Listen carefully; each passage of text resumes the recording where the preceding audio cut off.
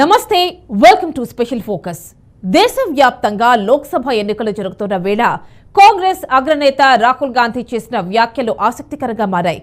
జాతీయ పార్టీలైన కాంగ్రెస్, బీజేపీలు హోరాహోరీగా ఢిల్లీ ఎర్రకోటపై జెండా ఎగిరేసేందుకు పోటీ పడుతున్నాయి. ఇప్పుడు అగ్రనేతలు ఏది మాట్లాడినా హాట్ టాపిక్ గా మారుతోంది. కొందరు సంచలనాల కోసం వ్యాఖ్యలు చేస్తే మరికొందరు వ్యూహాత్మకంగా వ్యవహరిస్తూ ఎన్నికల ప్రచారానికి పదును పెడుతుంటారు. ఎన్నికల వేళ ఏది మాట్లాడినా అది ఓట్ల కోసమే, తద్వారా అధికారాన్ని చేజిక్కించుకునేందుకే అన్నది జగమెరిగిన సత్యమే.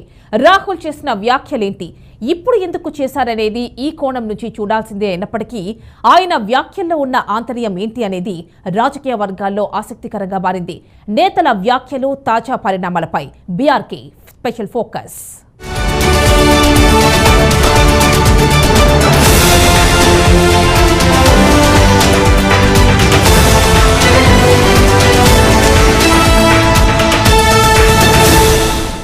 లోక్సభ ఎన్నికల బ్యాటిల్ జరుగుతోంది. దశల వారీగా పోలింగ్ ప్రక్రియ జరుగుతోంది. తుది ఫలితాలు జూన్ 4న వెల్లడి కానున్నాయి.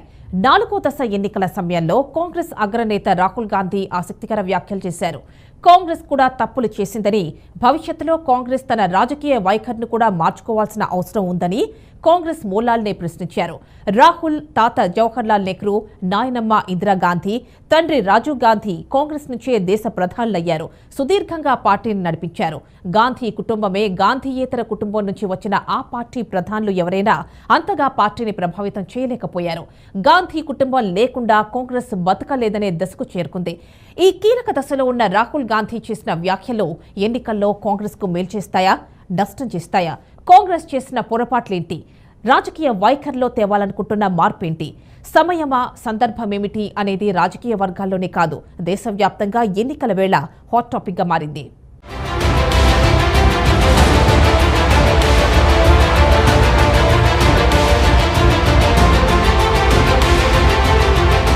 భవిష్యత్ కాలంలో కాంగ్రెస్ పార్టీ తన రాజకీయాలను మార్చుకోవాల్సిన అవసరం ఉందని అగ్రనేత రాహుల్ గాంధీ అభిప్రాయపడ్డారు. కాంగ్రెస్ పార్టీ కూడా తప్పులు చేసిందని, పార్టీలో మార్పు జరగాలని కాంగ్రెస్ పార్టీ వ్యక్తిగా ఈ మాట చెబుతున్నానని ఆయన అన్నారు. లక్నోలో సమృద్ధ్ భారత్ ఫౌండేషన్ అనే సంస్థ నిర్వహించిన సంవిధాన్ సమ్మేళనంలో రాహుల్ గాంధీ ఈ వ్యాఖ్యలు చేశారు. పార్టీలో ఎలాంటి మార్పులను ఆశిస్తున్నారనే విషయాన్ని రాహుల్ గాంధీ వివరించలేదు. ఎలాంటి మార్పు తీసుకురావాలనుకుంటున్నారనే విషయాన్ని నర్మగర్భంగా చెప్పారు. ఇదే విషయంలో ప్రధాని నరేంద్ర మోడీ ఒక చక్రవర్తి అని, ఆయన ప్రధాని కాదని రాహుల్ గాంధీ ధ్వజమెత్తారు. 2-3 ఫైనాన్షియర్ల కోసం మాత్రమే మోడీ పనిచేస్తారని ఆరోపించారు. ఫైనాన్షియర్ల కోసమే మోడీ ఫ్రంట్ పనిచేస్తుందని అన్నారు. और 2 तरीके के शहीद बनाए जा रहे हैं, तो जहां भी देखो 90% तो है ही नहीं. अब मैं सिर्फ एक बात कह रहा हूं कि सब कुछ छोड़ दीजिए, सच्चाई तो देख लीजिए, जाति जनगणना कर लीजिए. अगर जो मैं बोल रहा हूं गलत है, कोई प्रॉब्लम नहीं है, मगर यह तो पता लगाइए कि इस देश में पिछड़े वर्ग के कितने लोग हैं, दलित कितने हैं, आदिवासी कितने हैं, यह तो पता लगाइए. कौन सी संस्थाओं में है, कहां हैं, कोर्ट्स में कितने हैं, और रिएक्शन आता है कि नहीं होना चाहिए. इससे क्या होगा?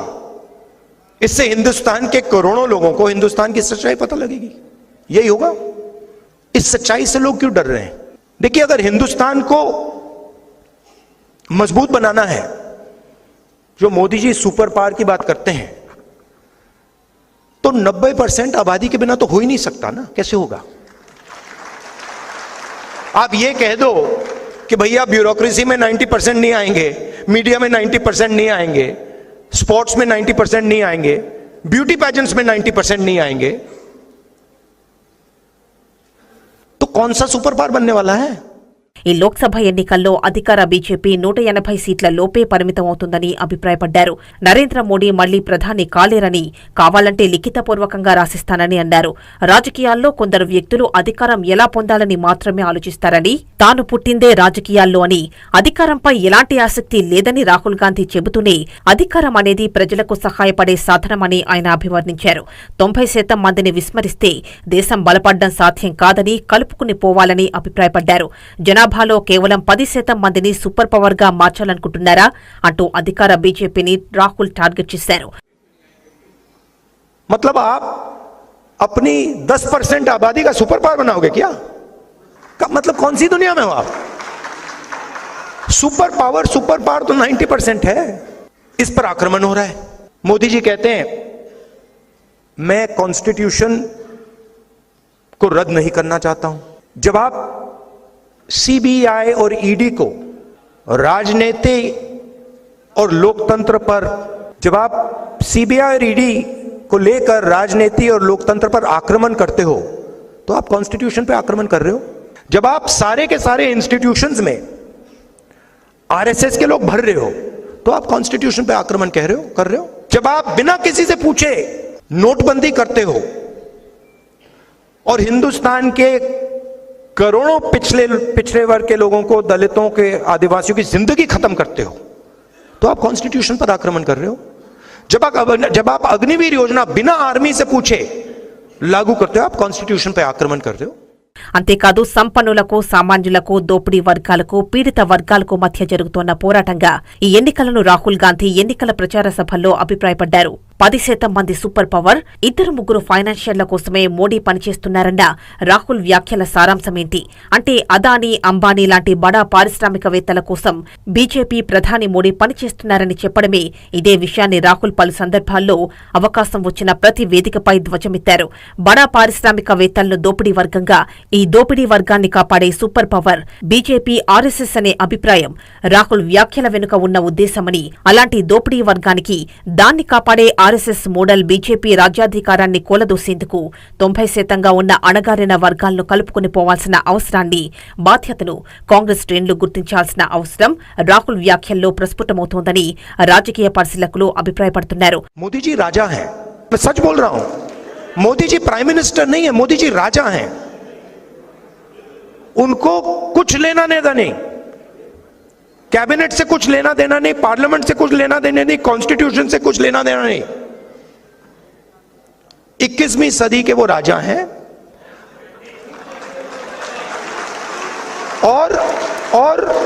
और उनके जो फाइनेंसियर्स हैं पीछे,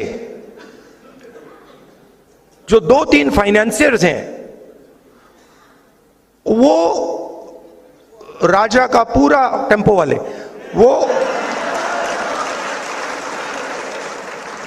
वो राजा, एक्चुअली वो राजा फ्रंट है। एक्चुअली राजा के पास पावर नहीं है, एक्चुअली पावर कहीं और है। तो ये सिचुएशन है। तो रिजर्वेशन पर आक्रमण, कॉन्स्टिट्यूशन पर आक्रमण, पब्लिक सेक्टर पर आक्रमण, आर्मी पर आक्रमण, फाइनेंशियल सिस्टम पर आक्रमण। क्यों? क्योंकि इनके पीछे धन है, अरबों रुपए हैं।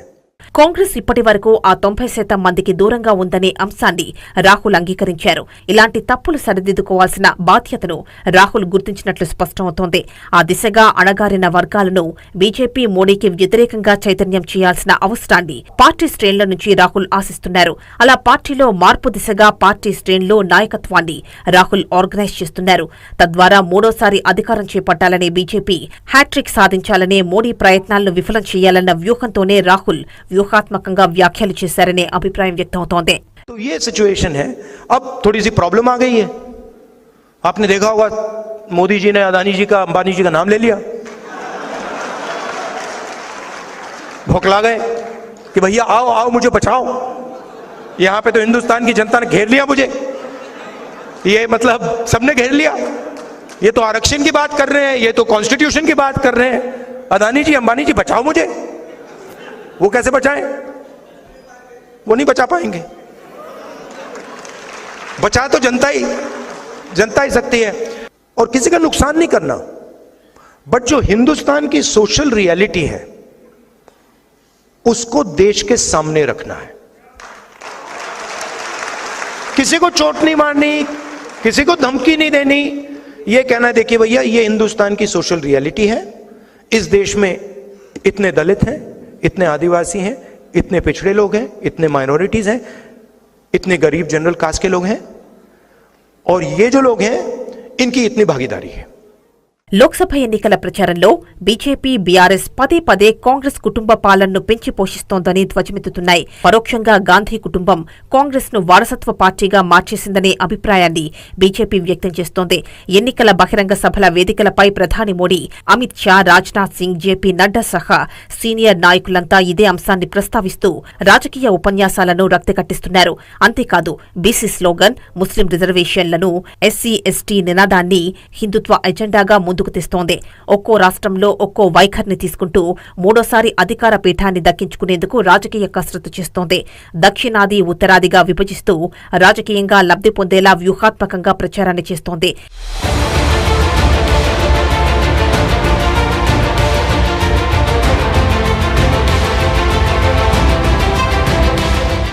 ఇందుకు ధీటుగా రాహుల్ ప్రచారాస్త్రాలను సంధిస్తున్నారు. అణగారిన వర్గాలందరినీ ఏకతాటిపైకి తెచ్చేలా పార్టీని సమాయత్తం చేస్తున్నారు. దోపిడీ వర్గాలపై పోరాడేందుకు పీడిత వర్గాలను ఏకం చేస్తూ వారి ప్రతినిధిగా కాంగ్రెస్ ను ముందుకు నడిపించేందుకు రాహుల్ వ్యూహాత్మకంగా సాగుతున్నారని రాజకీయ నిపుణులు అభిప్రాయపడుతున్నారు. ఆర్టికల్ 370 రద్దు చేసింది. జమ్మూ కాశ్మీర్లో ఎన్నికలకు సిద్ధం చేసిన బీజేపీ పదే పదే జమ్మూ కాశ్మీర్ ఇష్యూను ముందుకు తెస్తోంది. నెహ్రూ వైఖరి కారణంగానే జమ్మూ కాశ్మీర్ ఆరని అగ్నికుండంగా మారిందని విమర్శలు గుప్పిస్తోంది బీజేపీ అగ్రనాయకత్వం. పాక్ ఆక్రమిత కాశ్మీర్, సియాచిన్ గ్లేసియర్ ఇలా భారత భూభాగాలు చిక్కుల్లో పడడానికి ఇందిరా, నెహ్రూ విధానాలే కారణమని అంటున్నారు. జమ్మూ కాశ్మీర్లో తీవ్రవాదం, దక్షిణాదిలో నక్సలిజం పెరిగిపోయాయని బీజేపీ అగ్రనేతలు ఆరోపిస్తున్నారు.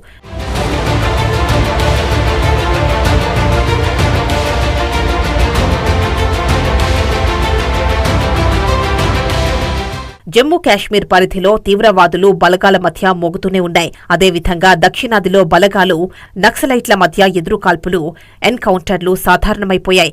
ఇదంతా కాంగ్రెస్ సుదీర్ఘ పాలన వైఖరి కారణమని బీజేపీ నాయకత్వం ధ్వజమెత్తుతోంది. అప్పటి పరిస్థితులు, రాజకీయ పరిణామాలు క్రమంగా మారిపోయాయి. తాజాగా బీజేపీ, కాంగ్రెస్లకు జమ్మూ కాశ్మీర్ ఎన్నికల అంశం ప్రధానాస్త్రంగా మారింది. ఎన్నికల తరుణంలో రాజకీయాంశాలుగా మారిపోయాయి. ఈ క్రమంలోనే పోటాపోటీగా బీజేపీ, కాంగ్రెస్ అధినాయకత్వాలు ప్రచారాన్ని, విమర్శనాస్త్రాలను సంధిస్తున్నాయి. ఎన్నికల్లో లబ్ధి పొందేందుకు రాజకీయ పార్టీలు ప్రయత్నాలు చేస్తున్నాయని ప్రజాస్వామికవాదులు, రాజకీయ పరిశీలకులు అభిప్రాయపడుతున్నారు.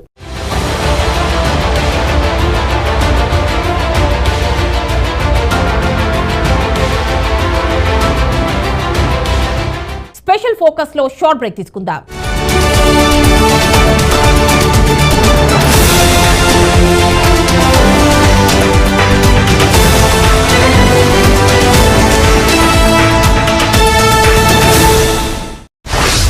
అంతరిక్షంలో చంద్రయాన్తో తెలుగోడి Mudra,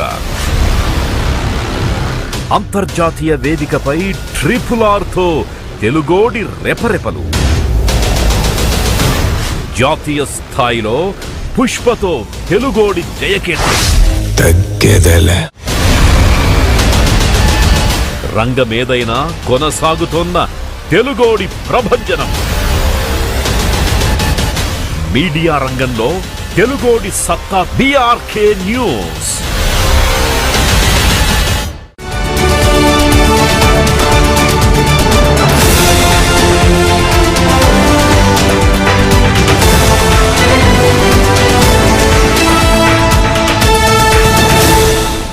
welcome back. Congress party దేశాన్ని అత్యంత సుదీర్ఘ కాలంగా పాలించింది. కాంగ్రెస్ హయాంలోనే సాగునీటి ప్రాజెక్టులు నిర్మించబడ్డాయి. పంచవర్ష ప్రణాళికలు రూపొందించి దేశాభివృద్ధికి బాటలు వేసింది. అదే సందర్భంలో కాంగ్రెస్ స్వదేశీ, విదేశీ విధానాల కారణంగా నేటికీ పరిష్కారం కాని సమస్యలెన్నో తలెత్తాయి. ప్రతి ఎన్నికల్లోనూ బీజేపీ, కాంగ్రెస్ వైఫల్యాలను ప్రచారాస్త్రంగా మలుచుకుంటోంది. తాను ఆశించిన ఫలితాలను సాధిస్తోంది. ఈసారి అదే వ్యూహం గట్టెక్కిస్తుందా? బీజేపీని దెబ్బతీస్తుందా? కాంగ్రెస్ కు అనుకూలంగా మారుతుందా అనేది చర్చనీయాంశంగా మారింది.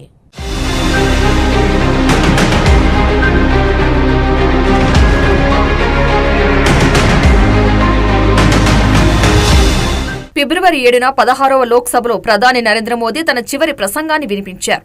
2019 ఎన్నికల ముందు జరిగిన చివరి పార్లమెంటు సమావేశాల్లో ప్రధాని మోదీ కాంగ్రెస్ పార్టీపై విరుచుకుపడ్డారు. తన 55 నెలల పరిపాలనను 55 ఏళ్ల కాంగ్రెస్ పాలనతో పోలుస్తూ మాట్లాడారు. 2014 లోక్సభ ఎన్నికల ముందు కూడా నరేంద్ర మోదీ కాంగ్రెస్ పార్టీని లక్ష్యంగా చేసుకుని మీరు 60 ఏళ్ల పాలనను కాంగ్రెస్ పార్టీకి అందించారు. అందుకు ప్రతిగా అధికార దుర్వినియోగం తప్ప చేసిందేమిటి? నాకు 60 నెలల సమయం ఇస్తే అన్నీ సరిచేస్తా అని 2014 ఎన్నికల ప్రచారంలో మోదీ అన్నారు.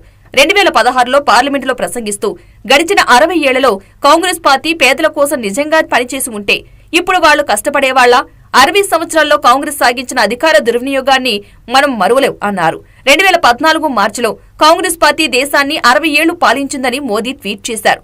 2018 నవంబర్లో బీజేపీ అధ్యక్షుడు అమిత్ షా కాంగ్రెస్ పార్టీ దేశాన్ని 70 ఏళ్ల పాటు పరిపాలించిందని అన్నారు. గణాంకాలతో సహా వివరిస్తూ ఆయా ప్రధానుల కాలంలో వైఫల్యాలను ఎత్తుచూపుతున్నారు బీజేపీ నేతలు.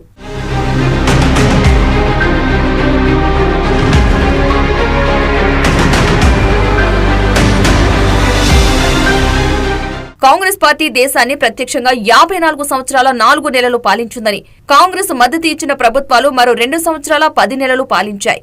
ఇలా కాంగ్రెస్ మొత్తం పరిపాలనా కాలం 57 సంవత్సరాల 2 నెలలు. 1947 ఆగస్టు 15 నుంచి 1977 మార్చి 24 వరకు ఇండియన్ నేషనల్ కాంగ్రెస్ పార్టీ భారతదేశాన్ని పాలించింది.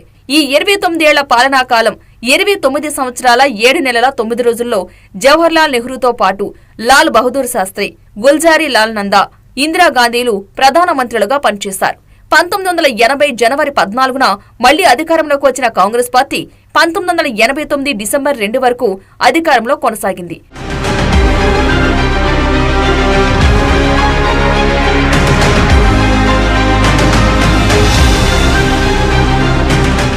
ఈ 9 సంవత్సరాల 10 నెలల 19 రోజుల పాలనా కాలంలో ఇందిరాగాంధీ, ఆమె మరణానంతరం రాజీవ్ గాంధీలు ప్రధానులుగా పనిచేశారు.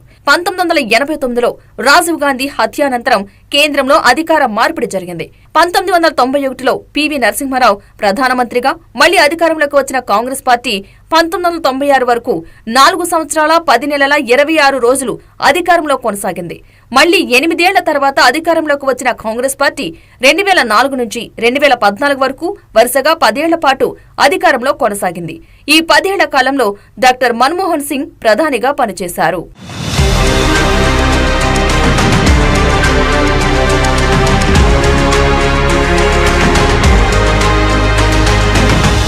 సుదీర్ఘంగా దేశాన్ని పాలించిన కాంగ్రెస్ హయాంలో ఎమర్జెన్సీ కాలం పరిణామాలు ఇందిరాగాంధీ పరిపాలనకు మచ్చ తెచ్చాయి.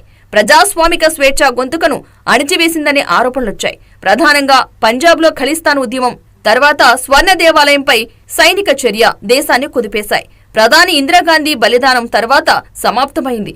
ఇండియన్ పీస్ కీపింగ్ ఫోర్స్ ఏర్పాటు, శ్రీలంక తమిళ పోరాటానికి వ్యతిరేకంగా తీసుకున్న నిర్ణయం రాజీవ్ను బలితీసుకుంది. దేశాన్ని సుదీర్ఘంగా పాలించడమే కాదు, రాజకీయ నిర్ణయాల కారణంగా గాంధీ కుటుంబం మొత్తం త్యాగాలు చేయాల్సి వచ్చింది. విపక్షాలు అవకాశం వచ్చినప్పుడల్లా విమర్శనాస్త్రాలతో విరుచుకుపడుతూనే ఉన్నాయి. కాంగ్రెస్ పాలన ఎప్పుడు మొదలై ఎప్పటి వరకు కొనసాగిందనే విషయాలు, పార్టీ వైఫల్యాలే టార్గెట్ గా బీజేపీ తనదైన శైలిలో విమర్శలు గుప్పిస్తూనే ఉంటుంది.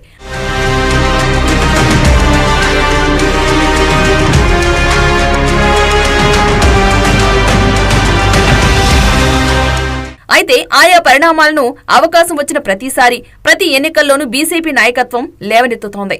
పివి నరసింహారావు ప్రధానిగా ఉన్న సమయంలోనే అయోధ్య రాజుకుంది. ఆయన మౌనంగా వ్యవహరించిన కారణంగానే కరసేవకులు బాబ్రీ మసీదు విధ్వంసానికి ఒడిగట్టగలిగారని అప్పట్లో ప్రతిపక్షాలు విమర్శలకు దిగాయి. ఇదొక్కటి మినహా మిగతా వైఫల్యాలను బీజేపీ ఎన్నికల ప్రచారాస్త్రంగా మలుచుకుంటోంది. ఓటర్లను తమ వైపు ఆకర్షించుకోవడంలో సక్సెస్ అవుతోంది. మూడోసారి ఎన్నికల సమయంలోనూ అవే విమర్శనాస్త్రాలను సంధిస్తోంది. కాంగ్రెస్ పాలనాకాలం, సంస్కరణలు, వైఫల్యాలు తదితర అంశాలు మరోసారి ప్రాధాన్యం సంతరించుకుంటున్నాయి.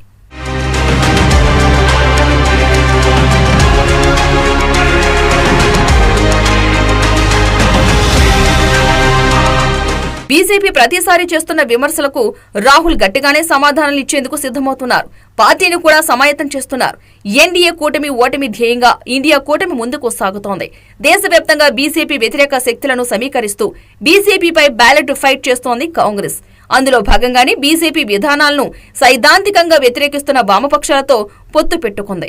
ఆంధ్రప్రదేశ్, తెలంగాణ, తమిళనాడు, కేరళ సహా దక్షిణాది రాష్ట్రాలలో ప్రాంతీయ పార్టీలతో కలిసి పనిచేస్తోంది. ఉత్తరాది సహా ఇతర రాష్ట్రాల్లోనూ ఇదే తరహా పొత్తులకు తెరలేపింది. 2 జాతీయ పార్టీలు గెలిపే ధ్యేయంగా అధికార పీఠమే పరమావధిగా పట్టుబిగుస్తున్నాయి.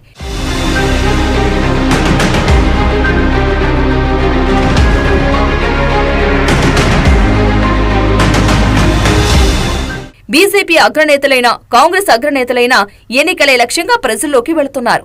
దేశ ప్రజలు రెండు జాతీయ పార్టీలలో ఎవరిని ఆదరిస్తారు, ఎవరిని తిరస్కరిస్తారు అనేది ప్రశ్నార్థకంగా మారింది. ఎన్డీఏ ఇండియా కూటములుగా విడిపోయిన ప్రాంతీయ పార్టీల బలాబలాలు లోక్సభపై ఎలాంటి ప్రభావాన్ని చూపుతాయి అనేది సర్వత్రా చర్చనీయాంశమైంది. మొత్తంగా ఓటరు మధ్యలో నిక్షిప్తమై ఉన్నదేంటి? ఎన్నికల ఫలితాల వరకు వేచి చూడాల్సిందే.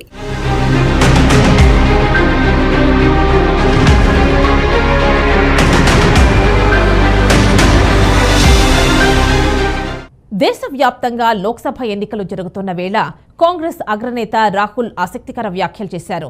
కౌంటర్గా బీజేపీ అగ్రనేతలు మోడీ, అమిత్ షా కౌంటర్ అటాక్ చేశారు. సుదీర్ఘంగా పాలించింది కాంగ్రెస్ అని విమర్శించారు. ఇంకా ఎన్నికలు కొనసాగుతున్న సమయంలో జాతీయ నేతల వ్యాఖ్యలు ఆసక్తికరంగా మారాయి. తాజా పరిణామాలపై మరోసారి కలుద్దాం. Stay tune to BRK news తెలుగోడు సత్తా.